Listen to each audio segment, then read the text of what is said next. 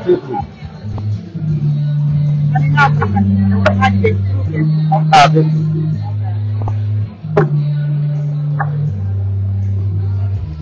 Berbal kasan begini. Nggak melakukan bal kasan lagi kalau buat. Ini dikejar.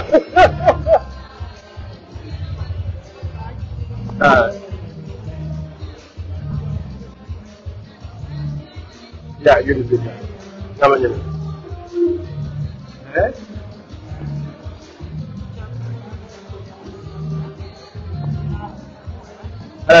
Like dikejar nih. Nah, memang orang itu memang kau leh apa, no? Kita jadi bikas lagi.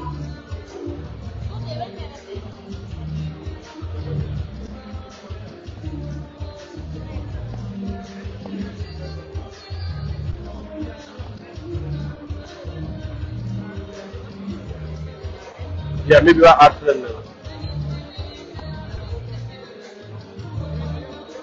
Semua yang dah sebelah.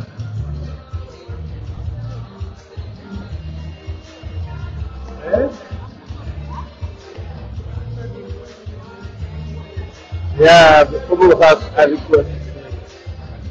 Malam mana masuk bari. Telepon ko naman live program mo gawin ko. Live program mo, sorry.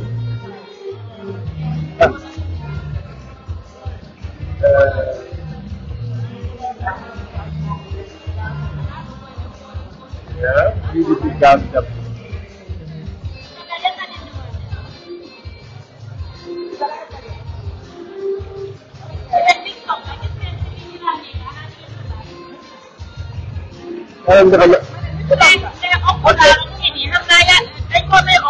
Yang ni munda kau lah pun kau. Itu mana ni?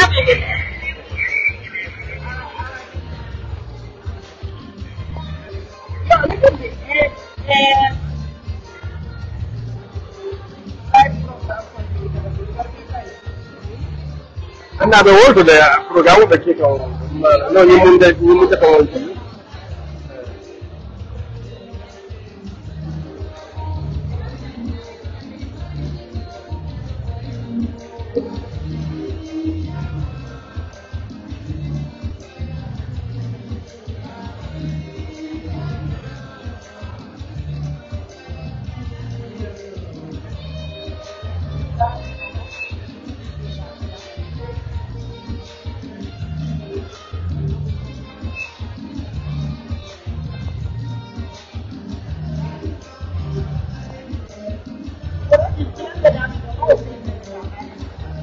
Ya, mana yang zaman?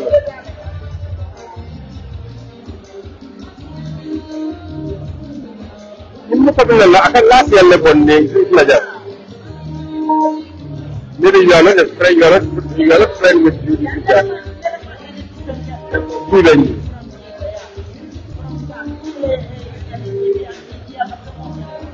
Ya, alu pada mana pengkonin untuk mama aku apa?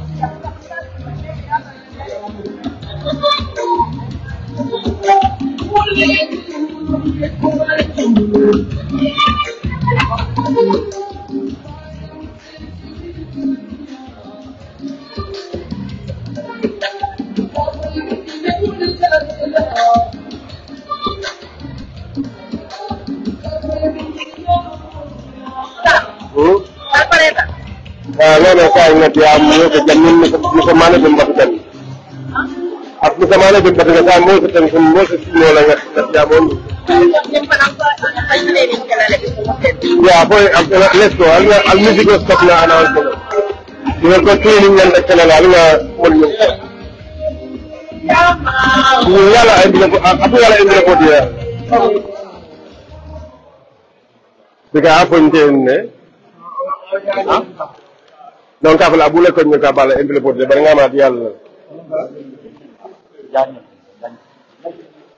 ñun ka bala envelope di la nanu abu mara fa di yalla okay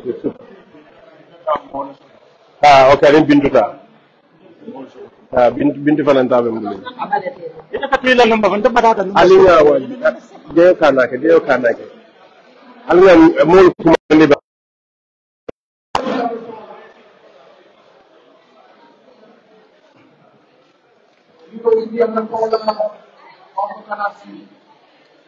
¿Cómo decir la verdad?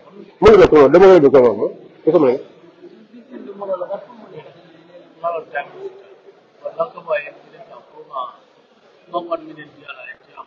Ya wala na ñanda mo kile so mo na base so na to mo na ta ka da abidi am la mam al fi mo kile so mo kile an ta mo bidaka ne sa ta mo be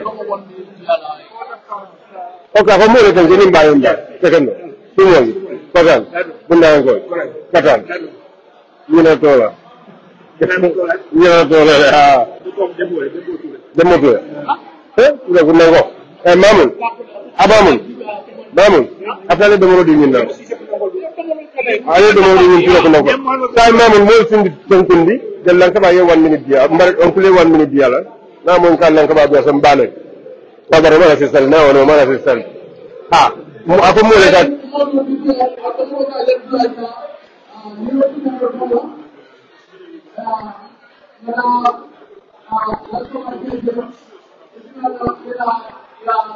bari ba control la nak because Mr. Mani dan fatakan na la fa jamo kan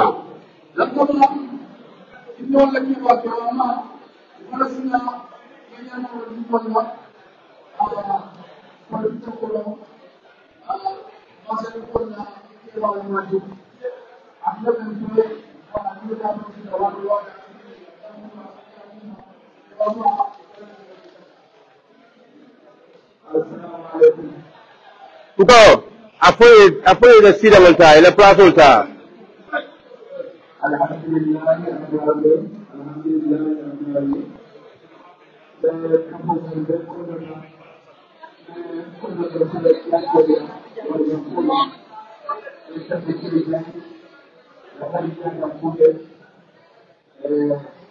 ante bala mo go jowo to ko mamu mo go jowo to jana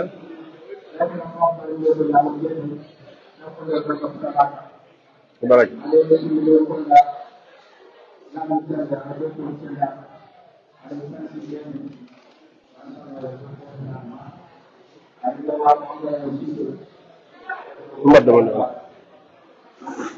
Go. Alingan na plaso tabang. Jalaman. Afo alingan plaso tabang wala mo mol kan bidiya mo la ba. Mune be jine.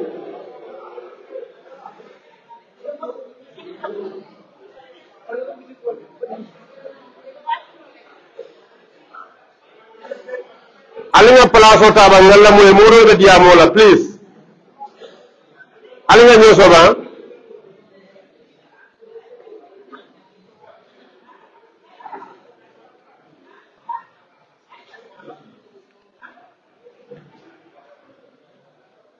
okay go ahead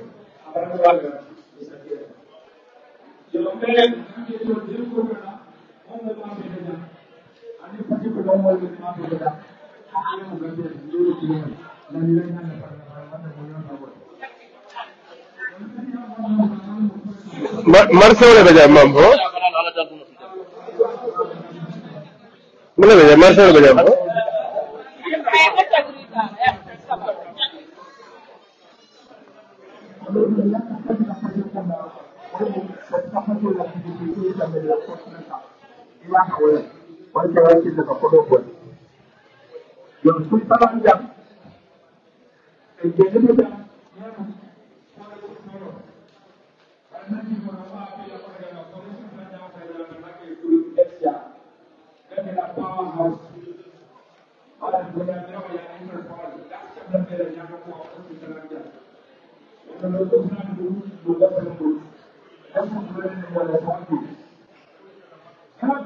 Vamos.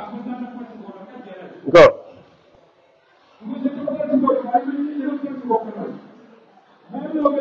Vamos. Alguien dice, apoy step one. Step yela mo ya. Sa sandro ke nim boda nim dia mo boda sandro ke. Wata. Okay, jalamang kuman na. Jalamang kuman.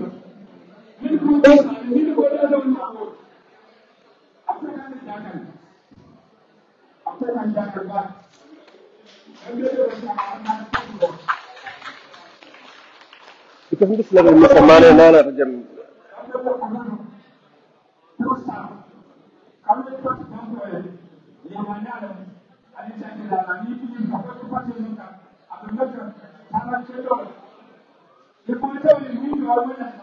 Kitab.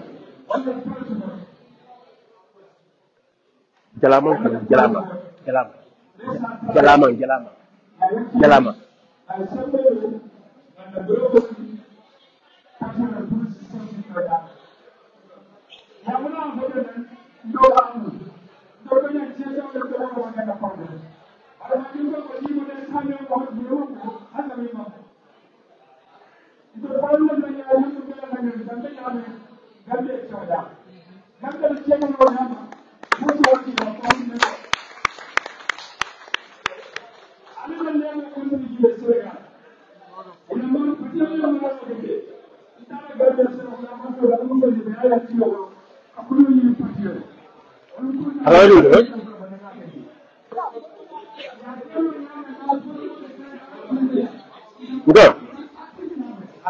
Alim be menka alim kata jama pawal ngalla mo ñew ba pare mo la binang adresse la pati leader or Mr. Mane binang adresse alim kata ñata jama please do jalamal le alam be menka la mbe lundaw expect na mi ala mbe lundaw expect na mi ala binang adresse la so alim kata tamba adal karam de mo imba la Gambia binang adresse la jam mo bu katal la moy ro Alinga watu stop la nim para diamore nim Mr. Mane para diamore sa watu Dr. Mane wala atlan ka ko Dr. Mane men ta address kala adama alinga watu stop la kat la concentrate nga tatem jama ma futa nyini majana o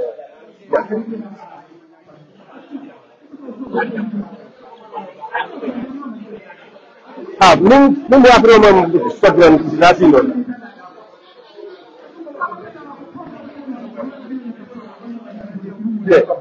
alinga tende nyaado Dr. Mane binamol address la na binamol address screen de comme Gambia at least na kata la alon ko dul bala mo alinga place ta nyaado alinga kata nyaado alinga ta la place he's coming to address us on the phone call wala la nan man la ni sira wala wala sama nyaado de kata nyaado let's go akida alga min bula folo min Mr. Mane paral en islana watu alga kata jang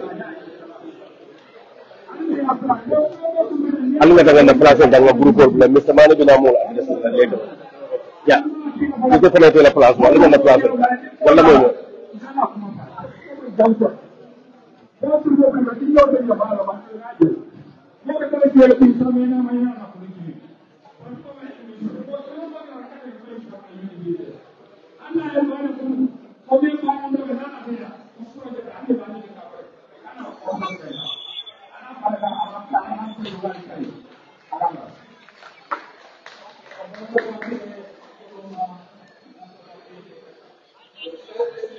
Ya mo say Mr. Dabo ba yol do jam bolong ko ngeen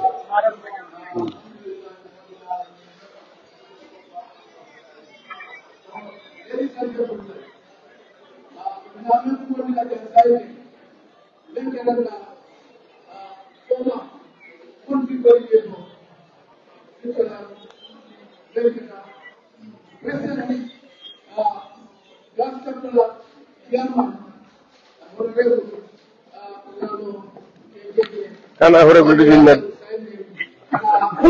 apa kana honorable dinna malla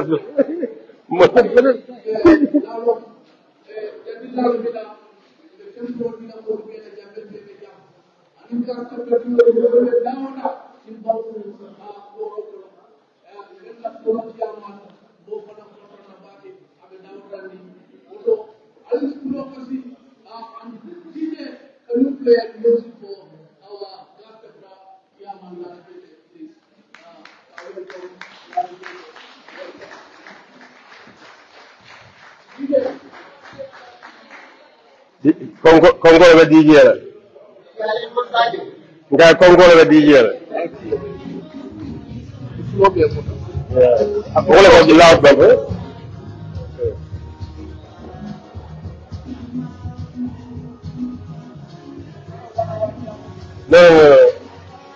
man diam jama sudatu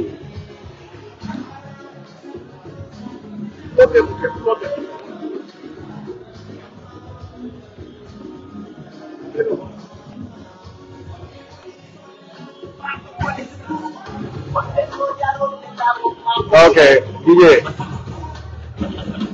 baraka thank you very much ala baraka bake ganin diamo be datila comme na action plano data damendo wala mu Hamburg ndata je suda killing nga 10,000 euro bon o 10,000 euro wo kontano kamala gas capital executive na decide ko mbe a letter of warmest appreciation mbe wole dila Hamburg local team la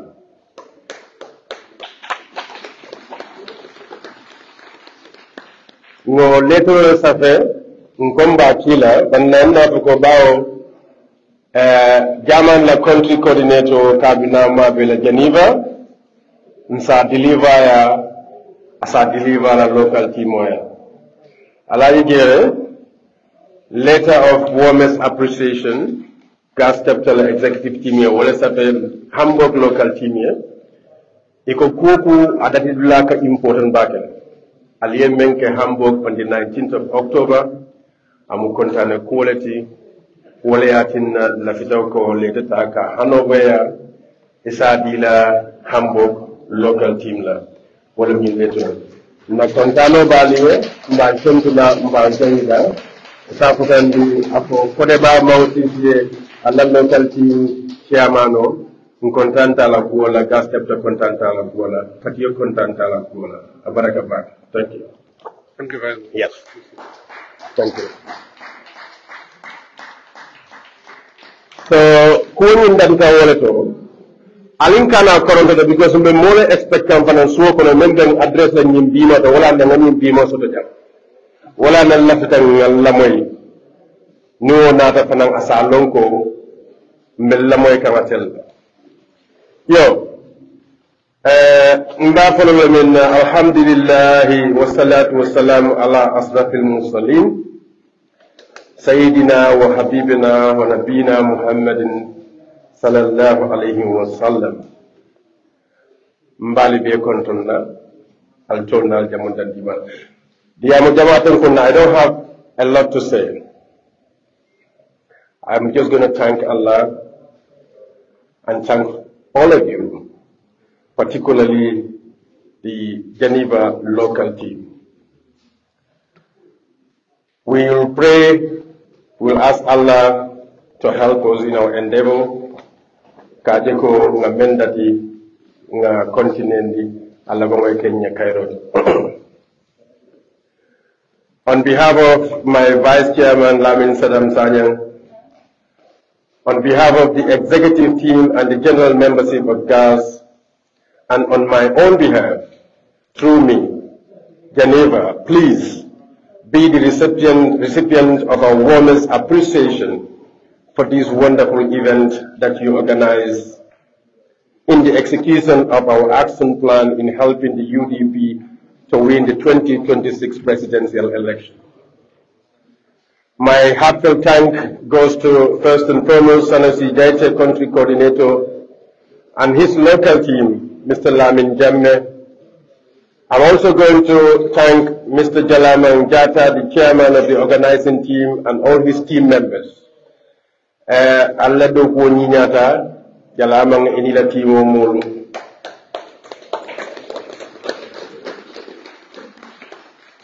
Kon sali tentu nimmali tentu mbe alijamfala le wala yatna betentu lokala na musolu mene be wo ko mo jana nali man tara men jambi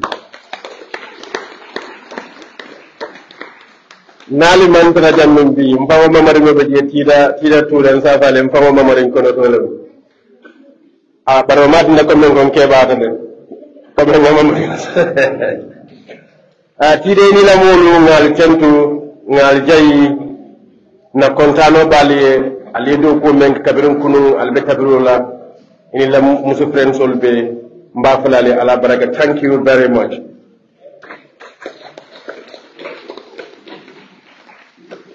Mr. Basiru Cham, thank you very much for all the administrative works involved.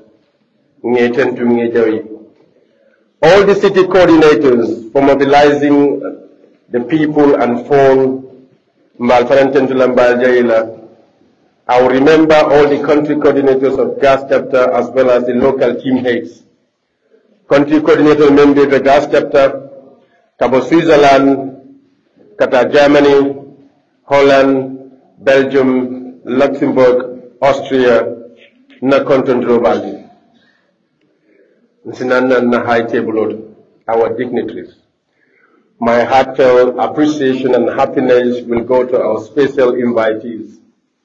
Mr. Lamin Kamara, commonly known as Karalang Amantara Jangatlem, the father of the night, Bari Dalilom Yatina Mantara Jang, Bari na Tendo Bay, na Contano Bay,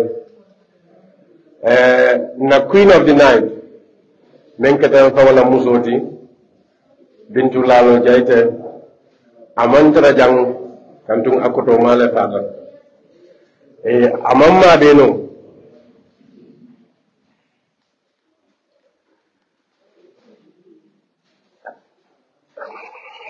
Amamma Beno, Ndefanam Fawo, Neatra Kuna Lanyan, Tentema Beno, la Barinka and Snajang, Nan la Duadani, Nafali Alliance Duala. Akotoma Bandam Fanan Kotomalem, for Alasaso Aljana Kalankan.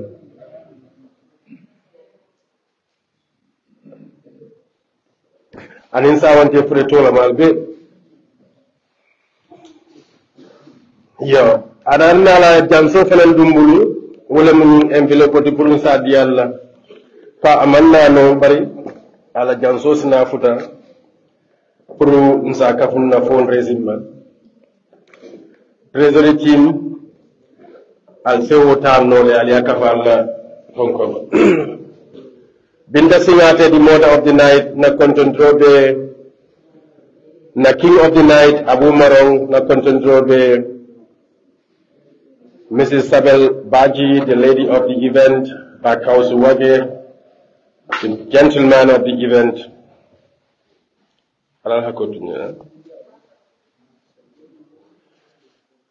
Na sister of the night, Menkata, Mrs. Ami Baroti, Afanamanna, no Wadna Contentrobe,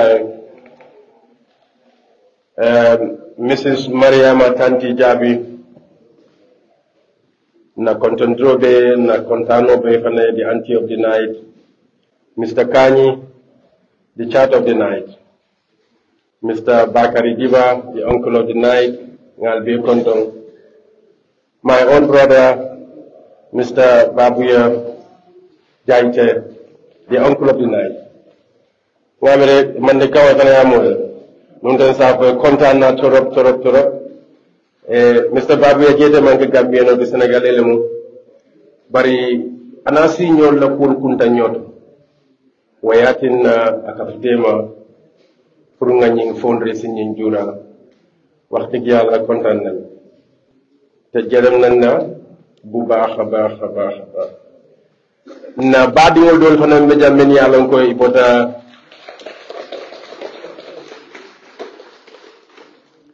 Geneva ko ya ko nyele ko ye NPP ko invite le ye other political parties will invite. I'm sending my heartfelt gratitude to all of them for attending this occasion. We shall acknowledge the presence of our country coordinator from Germany, Alaji Jere Kinte Anala Madamo, Nakontano Bade, Alayalong, Nganyolong, Kabrin Dinding, Kabrin Primary School, Data Karambum Kidimolto,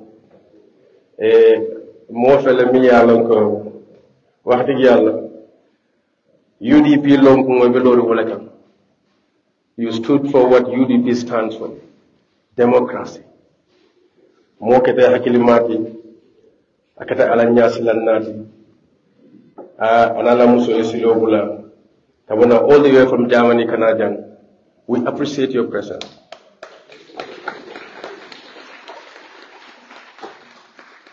You know, UDP didn't know the COVID 1996. Ya kure, Hansai Mampasi. Ibina Nafa Kelaje, Villa Kodo Kelaje, Villa everything by Kelaje. Nia de Komoli, Alinga Wakil. Katiketo Jonan Kanaka, Hotel Jo. Imantili Fulo Mesta, Dongola Yoko Doka Funyoka. Nima Kelda Seputo Hero Wikilip.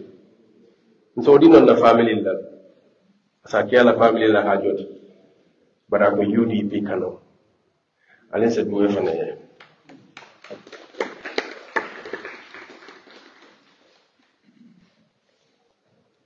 And later on,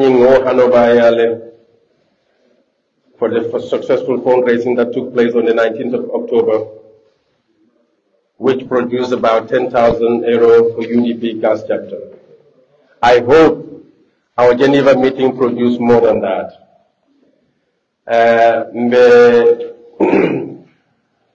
We cannot continue without thanking the diaspora chairman, Mr. 𝒂𝒄𝒄𝒏, and his team for the efforts in the diaspora to make sure there is a UDP government in 2026. Once a UDP diaspora finance Tentu Mboj and his complete team. Member care in diaspora could be important without mentioning that is the homecoming in December. The diaspora homecoming. Important the party leader is very, very important for the party leader. Ngaji ko wajibo lemu ngakumu futandal majan nimmake I may do a disservice. Wobekela 27th of December. Right now, chapter solve tables and each table is costing $60,000. VVIP table is $60,000. Table for number $30,000. Chapter solve tables and executive meetings gas chapter na decided to be table plus and if other chapter solve for number tables and so that table killing of the gas chapter more than the mini along. When table from the level decided to balance the seed again. Well, another important if you are going to Gambia in December, you let us know. But let us make so we pay our annual contribution. Because Niela annual contribution of John Temajo, and there is a benefit for gas chapter. You want to benefit, I want to benefit. I think it will be fair if you all pay our annual contribution. That is very important. Not only for the party, but that helps us. If we are all paying our annual contribution properly, maybe we will not have been doing this, all these fundraisings throughout the country. Of course, it's an innovation, more leadership issue. You have to come with a new thinking. But let's try and pay. Downstairs, they told you there is a QR code. You can just go and scan it, and you pay your 60 francs with 20. Just hand it right now if you want to do it. It helps us. It helps the party. Gas phone is not only for election. Can you imagine? Solo Sandeng's children, 2 of his children, Gas chapter sponsored their university education until they graduated.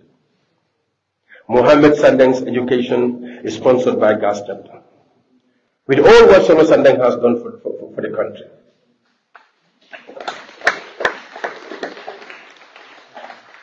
Geneva Sandeng's university is sponsored by Gas chapter. Even going to America, Gas chapter knows a lot about it. So it is not only about the election. And we are we have a project which is called the Victims Children's Project. Nga wole test nga start ni dinde fulola. And victim jamal lempeje fat dahaba sukai dahaba afata adingol beji bidatan school. We are thinking about all those people. And in victim jamal menu fat idingol beji. What project it's not only about election. Homecoming if anybody wants to go, You can buy tickets for 6,000 individual ticket. If you have 10 people who want to buy a ticket for 10 people and you are from Switzerland, you can let us know so that diaspora, we can tell them Gash chapter is not buying 2, but 3 or 4 or 5. If you intend to buy tickets for your people, if you intend to join with other people to buy tickets for the homecoming, please let us know. Because it's also a sort of competition and motivation between the various chapters in America, everywhere. So you let us know. In Hamburg, I inform you about the urgency of installing a UDP government in 2026. In Hamburg, I call it is a matter of now or never. 2026 should be a turning point, not only for our party, but for the nation. We have no choice but to change the government in 2026. We have no choice. A nation that cannot protect itself, a nation that cannot feed itself, a nation that cannot cure itself, a nation that cannot educate itself is considered as a failed nation. That nation is collapsing. And you all know, in our country, our school system is not working. Our educational system is not working. There is only one thing that is working in that country that is prospering, that is corruption. Corruption is the only thing that is prospering.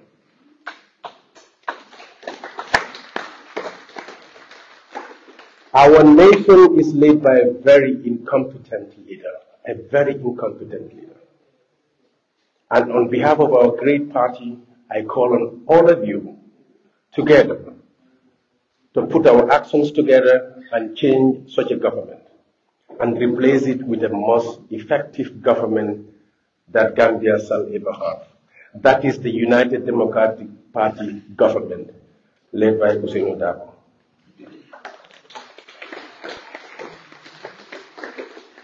The UDP government will end the endless and endemic corruption which is hindering our economic development. UDP will give you a proper and efficient security reform policies, a fair judicial reform policy, electoral and civil service reform. UDP is going to give you a business culture of self-employment through sound business policies, provide investment in agriculture by implementing the Cotonou Accord, where the State House budget will never be more than the investment in agriculture. Can you imagine? The money we are spending for the State House is more than the amount of money that is invested in agriculture. UDP will provide opportunities for women in the form of women empowerment. Make sure the future and the treasure of our country, that is our youth, shall never be perished in the Atlantic Ocean between Libya and Italy. The UDP government is going to make sure that is not going to happen and that is going to stop. These are our dreams. We dream to have such type of government. We dream to have a responsible country, a country that we can be proud of, a country that can give our citizens dignity to live by themselves, pay for their school fees of their children. That's the dream. And that brings me to this famous saying, the distance between our dreams and our realities is nothing but action. Nanganiyo na hamul mumbenti. Pulka wo sota. Wolu temo membiji amanjampade action olem. That is why Gash chapter is calling all of you to put our actions together, to make sure we do enough fundraising, to make sure we support the party financially in 2026. It is the only way. The corrupt businessmen and corrupt government officials will be Adama the party sponsor and the country. Ma plan pour que diam jama ka janga plan ne pour kal tentu kal be tentu hani wato men aliyata ka balla bun ko kana jam is patriotism. Patriotism lan dol bot nan Zurich, dol bot nan Germany, dol bot nan everywhere. Nata jenne pour kali tentu ka na kontano itandal bela ka itandal lako alinga wakil nganna kodol kaf nyoma alinga wakil nga fundraise alinga wakil nga banko support. The last but not the least, Europe and America aliyajal Donald Trump lay win just last week. The politics of Europe and the Western world is changing. The far-right politicians are gaining hand. And the number one enemy of the far-right politicians is immigrants. Not me, not you, but our children. Let us force our politicians to develop our nation so that our children, our grandchildren will stay in our country. We will not die in the Atlantic Ocean. We will not come here and be an immigrant. We will stay in our own country with dignity. We will stay in our own country to take care of ourselves. We will stay in our own country to develop our own nation. This is what I want. Let's join together. In Ghana, we are expecting somebody to address us from Gambia. Ndeta to fulali ne ate make jang barbitungo mbafula na moliye ye pare alimisa al mbari nga safe. Just wait. I have something. Okay. So, ladies and gentlemen. Yes. Thank you very much. Thank you.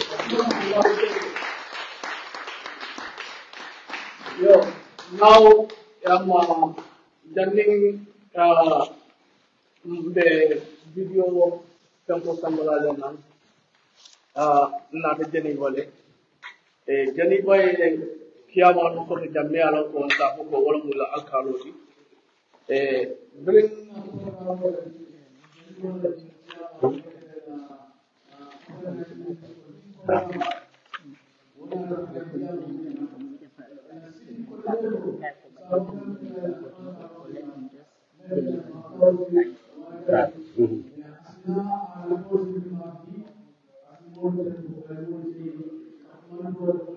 Mr. Maryland number.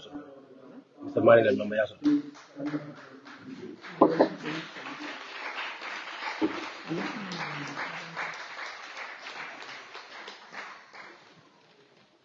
Dr. Maryland number, yes. Thank you very much. Yeah, Dr. Maryland number.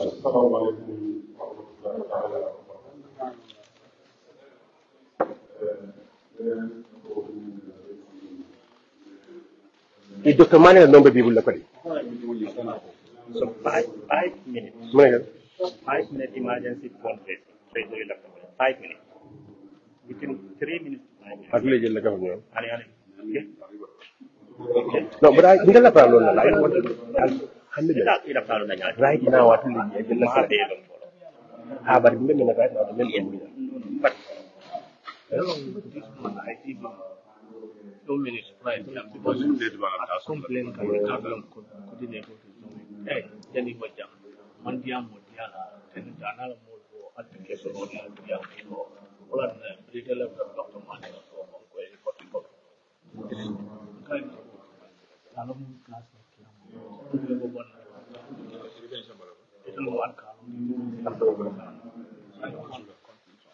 yeah.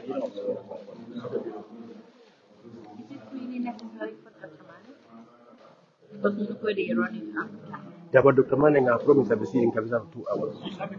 But yeah. No, left hand and the phone for the Yadi. They don't follow the night and they update the cave and I don't understand.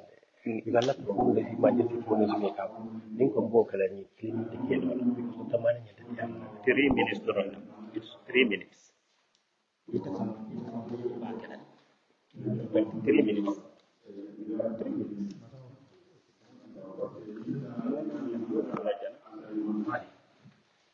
Hello, Jana. No tema. Huh? No, let's get no back. No. Correct 3 minutes. Dr. Manning number people.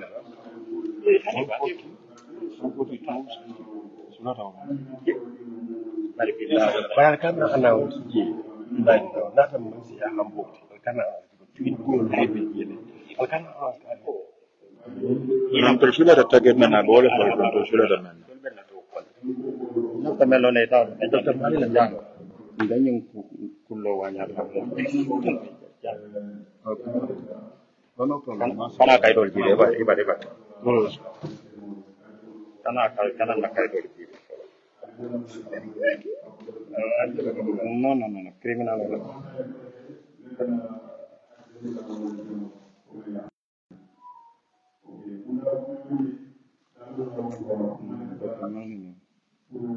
ok na telepon mo dum bari ngota na ali bam bandanya ka da sirri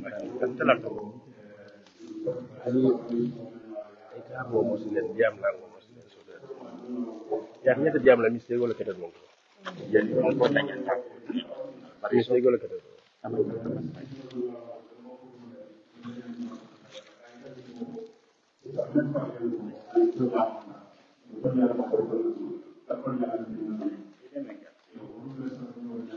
in the meantime the organizing committee telepon once Dr. Mali